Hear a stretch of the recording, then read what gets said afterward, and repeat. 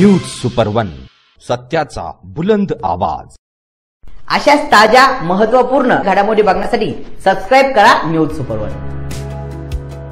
बाबळेश्वर ते नेवासा फाटा हा 167 कोटी रुपयांचा रस्ता आपण पूर्ण केलाय। श्रीरामपूरच्या चारही बाजूंचे रस्ते आता चौपदरी केले आहेत। एमआयडीसी मध्ये 14 कोटी रुपयांची रस्त्यांची कामे लवकरच सुरू होत आहेत। मागील अनुभव लक्षात घेता अगोदर जाहीर केलं की इतर लोक श्रेय घ्यायला तयार असतात, म्हणून अगोदर जाहीर न करता आधी मंजूर करून घेऊन थेट उद्घाटन करायचं असं धोरण सध्या मी घेतलं आहे। श्रीरामपूर दत्तनगर स्ट्रीट लाईटचे उद्घाटनही लवकरच होणार आहे। सुदगिरणी फाटा येथे बस थांबा असावा अशी मागणी जिल्हा काँग्रेसचे सरचिटणीस प्रताप देवरे यांनी खूप दिवसांपासून लावून धरली होती, तिला यश आलंय। आज आपण या बस थांब्याचे उद्घाटन करीत आहोत। तालुक्यामध्ये बस थांब्यासाठी देखण्या मॉडेलचे शेड आपण तयार केले आहेत। येथे सुद्धा आपल्या मागणीनुसार बस थांबा शेड बांधून देणार असल्याची घोषणा तालुक्याचे आमदार लहू कानडे यांनी केली आहे। संगमनेर रोडवर सुदगिरणी फाटा येथे जिल्हा काँग्रेसचे सरचिटणीस प्रताप देवरे यांच्या सततच्या पाठपुराव्यातून राज्य परिवहन महामंडळाने बस थांबा मंजूर केला आहे। या बस थांब्याचे उद्घाटन आमदार कानडे यांच्या हस्ते संपन्न झाले। त्याप्रसंगी झालेल्या कार्यक्रमात ते बोलत होते।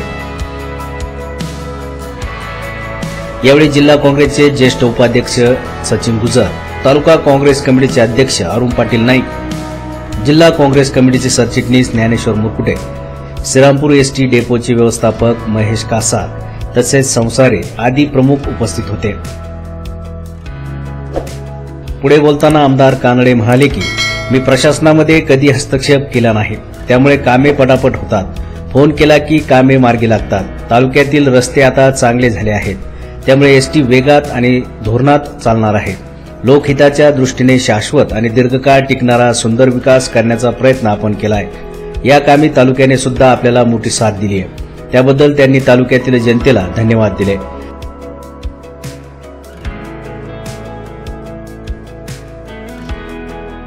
प्रास्ताविक करताना जिल्हा काँग्रेसचे सरचिटणीस प्रताप देवरे यांनी सांगितले की सुदगिरणी फाटा हा परिसरातील 7 ते 8 वसाहतींचा भाग आहे, परंतु येथे बस थांबा नसल्याने नागरिकांची मोठी गैरसोय होत होती। लोकांना 2 किलोमीटर बस स्थानक येथे जावे लागत होते।